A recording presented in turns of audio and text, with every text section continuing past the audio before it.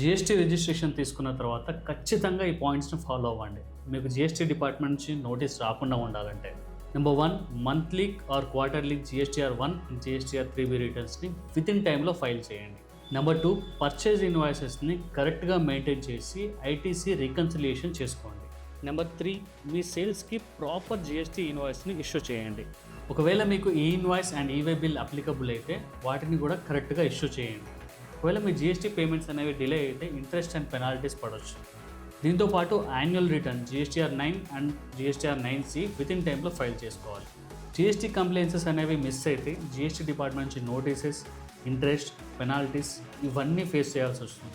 GST registration తర్వాత complete complaints checklist కావాలంటే కామెంట్లో జీఎస్టీ గైడ్ అని టైప్ చేయండి. నేనే మీకు డైరెక్ట్గా జీఎస్టీ గైడ్ PDF షేర్ చేస్తాను. అండ్ ఇలాంటి బిజినెస్ కంప్లైంట్స్ నాలెడ్జ్ కోసం పేజ్ని ఫాలో అవ్వడం మర్చిపోకండి.